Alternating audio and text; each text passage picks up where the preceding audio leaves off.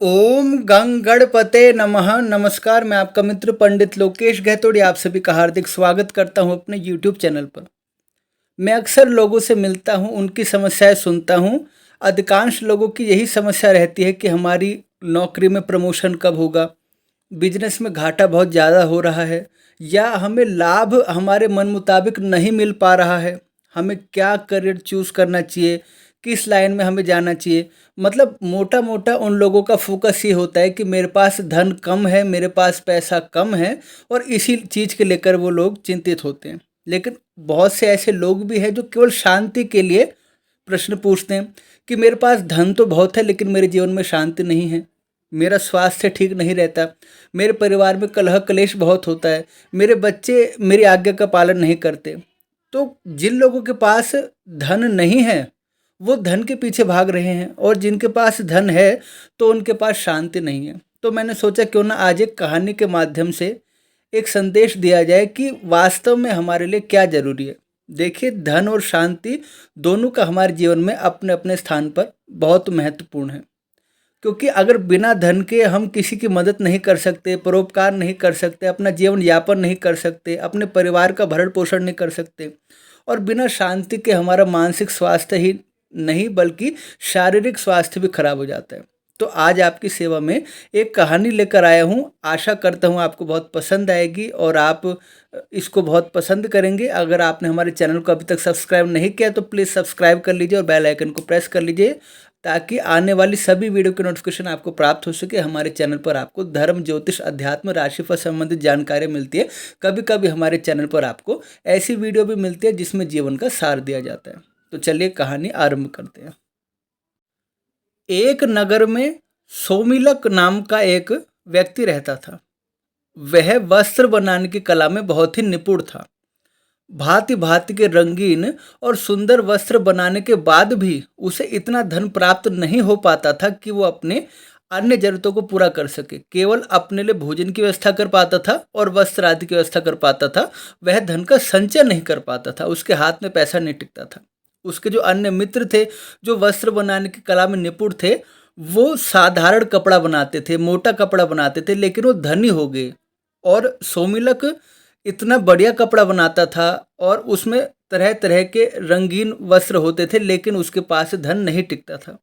एक दिन उसने अपनी पत्नी से कहा, देखो, मामूली कपड़ा बनाने वालों ने भी कितना धन वैभव संचित कर लिया है, और मैं इतना सुंदर उत्कृष्ट वस्त्र बनाता हूँ लेकिन आज तक निर्धन हूँ। प्रतीत होता है यह स्थान मेरे लिए भाग्यशाली नहीं है, इसलिए मैं विदेश जाऊंगा, दूसरे नगर में जाऊंगा और वहां धन का उपार्जन करूंगा।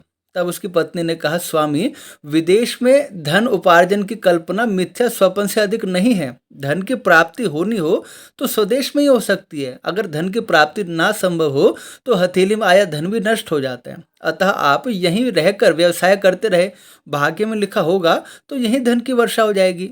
सोमिलक बोला, भाग्य भाग्य की बातें तो कायर करते हैं। लक्ष्मी उद्योगी को प्राप्त होती है, पुरुषार्थी को प्राप्त होती है। जो शेर होता है वो भी अपने भोजन के लिए स्वयं परिश्रम करता है। मैं भी परिश्रम करूंगा, पुरुषार्थ करूंगा, उद्यम करूंगा, विदेश में जाकर धन संचय का यत्न करूंगा। यह कहकर सोमिलक वर्धमानपुर चला गया। वहां 3 वर्षों में उसने अपने कौशल से 300 सोने की मोहरें बनाई और लेकर घर की ओर लौट चला। रास्ता लंबा था, आधे रास्ते में दिन ढल गया, शाम हो गई। आसपास कोई घर नहीं था, इसलिए एक मोटे वृक्ष की शाखा के ऊपर चढ़कर उसने रात बिताई ताकि जंगली जीवों से अपनी रक्षा कर सके। सोते सोते उसे स्वप्न आया कि 2 भयंकर आकृति के पुरुष आपस में बात कर रहे हैं। एक ने कहा, हे पौरुष, क्या तुझे ये मालूम नहीं कि इस मनुष्य के पास अधिक धन नहीं रह सकता, केवल भोजन और वस्त्र के लायक ही धन इसे मिल सकता है, तब तूने इसे 300 मोहरे क्यों दी? दूसरा बोला, हे भाग्य, मैं तो प्रत्येक पुरुषार्थी को एक बार उसका फल दूंगा ही। उसे उसके पास रहने देना या नहीं रहने देना तेरे अधीन है।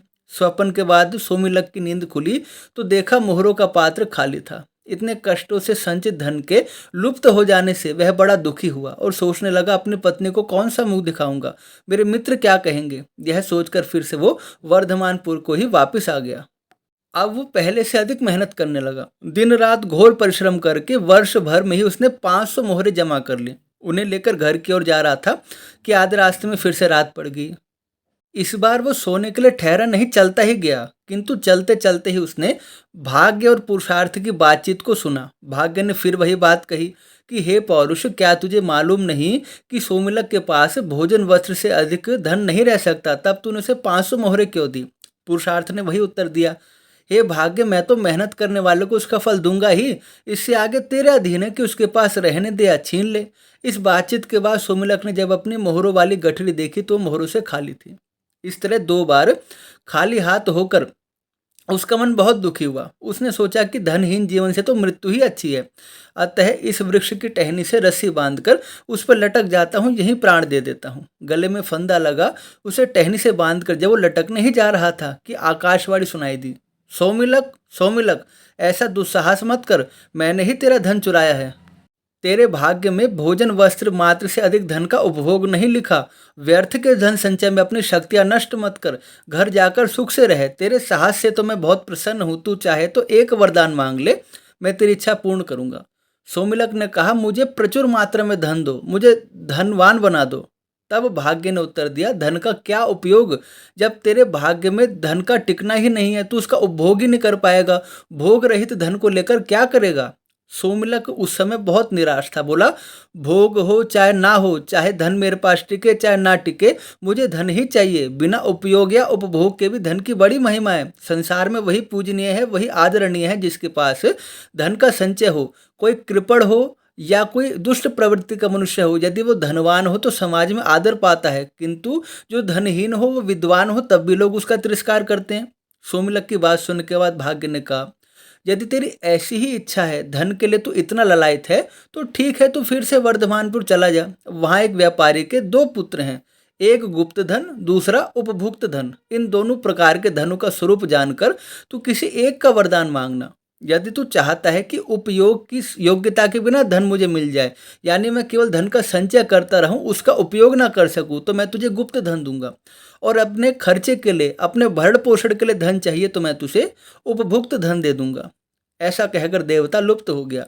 सोमिलक उनके आज्ञा अनुसार फिर से वर्धमानपुर पहुंचा। शाम हो गई थी। पूछता पूछता वह गुप्त धन के घर पर चला गया। घर पर उसका किसी ने सत्कार नहीं किया। उसे भला बुरा कहकर गुप्त धन और उसकी पत्नी ने घर से बाहर निकालना चाहा, किंतु सोमिलक भी अपने संकल्प का पक्का था। घर में एक कोने में जाकर बैठ गया कि मैं यहाँ से नहीं जाऊँगा। अब बड़ी मजबूरी थी। भोजन के समय गुप्त धन ने उसे सूखी रोटी दे दी। उसे खाकर वहीं भूमि पर सो गया। स्वप्न में उसने फिर से दोनों को देखा, भाग्य को और पुरुषार्थ को। वे बातें कर रहे थे। तब भाग्य ने कहा, हे पौरुष, तूने गुप्त धन को भोग्य से अधिक कितना धन क्यों दे दिया कि उसने सोमिलक को एक सूखी रोटी दे दी? पौरुष ने उत्तर दिया, मेरा इसमें दोष नहीं है। मुझे पुरुष के हाथों धर्म का पालन तो करवाना ही है, उसका फल देना तेरे अधीन है। दूसरे दिन गुप्त धन पेचिश से बीमार हो गया और उसे उपवास करना पड़ा।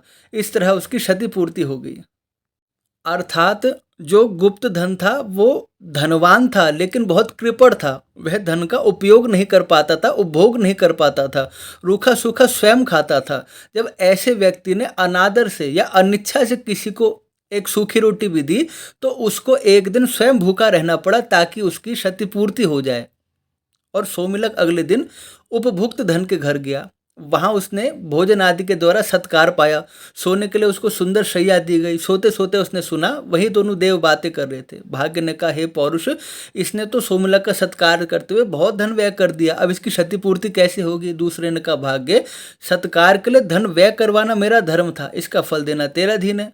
सुबह होने पर सोमिलक ने देखा कि राज दरबार से एक राजपुरुष राजप्रसाद के रूप में धन की भेंट लाकर उपभुक्त धन को दे रहा है। इसका अर्थ है उपभुक्त धन के पास बहुत अधिक धन नहीं था, लेकिन वो प्रसन्न रहता था, बड़ा संतोषी व्यक्ति था, ईमानदार था, चरित्रवान था। वह धन का उपयोग करना जानता था। अपने भरण पोषण के लिए, अपने परिवार की खुशी के लिए और समाज की खुशी के लिए वो उस धन का प्रयोग करता था। इसलिए जब उसने सोमिलक के सत्कार के लिए जितना धन खर्च किया, उससे कहीं गुनी मात्रा में राजा से उसे अकस्मात धन की प्राप्ति हो गई। यह देखकर सोमलक ने विचार किया कि संचय रहित उपभुक्त धन ही गुप्त धन से श्रेष्ठ है। जिस धन का दान कर दिया जाए, सत्कार्यों में व्यय कर दिया जाए, वह धन संचित धन की अपेक्षा बहुत ही अच्छा होता है। फिर उसने यही वरदान मांगा कि हे भाग्य, मैं निरंतर परिश्रम करूंगा, पुरुषार्थ करूंगा, पुरुषार्थी तो मैं हूं ही, किंतु मुझे ऐसा धन मत देना कि मैं केवल सर्प की भांति उस धन की रखवाली करता रहूं। उस धन को मैं प्रयोग भी करूं, उस धन का मैं उपभोग भी करूं, स्वयं भी खाऊं, अपने परिवार का भरण पोषण भी करूं, समाज के लिए भी कुछ कल्याणकारी कार्य करूं, और उस धन को सत्कार्यों में खर्च करके, अच्छे कार्यों में खर्च करके मैं अपनी उत्तम गति भी प्राप्त हूं। इस प्रकार ये कथा संपूर्ण हुई। आशा करता हूँ आपको कहानी बहुत पसंद आई होगी। तो कहने का भावार्थ यही है कि जीवन में शांति तभी प्राप्त होती है जब हम सब कुछ ठीक करें। अगर हम किसी का दिल नहीं दुखाते, किसी के लिए अमंगलकारी वचन नहीं बोलते, किसी का अनिष्ट नहीं करते, किसी को धोखा नहीं देते, अपने मार्ग पर चलते हैं, हम बहुत पुरुषार्थी होते हैं, तो भले ही हमारे पास कम धन हो, कम संपत्ति हो, लेकिन उसमें ही हमें बरकत प्राप्त होती है, उसमें ही हम सब कुछ कर लेते हैं। भगवान जिसके साथ हो उसका कोई काम नहीं रुकता। जिस समय जिस काम की आवश्यकता होती है वो धन उसको वहीं फलीभूत हो जाता है। आपने देखा कैसे पांडवों के पास जब दुर्वासा मुनि आए, उस समय उनके पास अन्न नहीं था, किंतु देवी द्रौपदी के पात्र में एक छोटा सा चावल का दाना खाया तो भगवान ने संपूर्ण त्रिलोकी तृप्त हो गई। जो अच्छे भाव रखते हैं, जो सदाचार पे चलते हैं, भगवान उनके साथ होता है।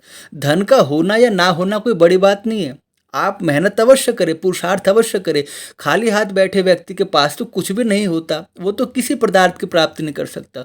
किंतु असंतुष्ट होना या अपने मन को संताप देना आपके लिए उचित नहीं है। अपने परिवार के साथ रहिए, अपने मित्रों के साथ रहिए, हंसते रहिए, खुश रहिए, स्वस्थ रहिए। अरे ये मनुष्य जीवन बड़ा दुर्लभ है। इस मनुष्य जीवन को व्यर्थ की चिंता या संताप में गंवाने के बजाय हरि भक्ति और अच्छे कार्य पर व्यतीत करके क्यों न समाज में अपना नाम किया जाए।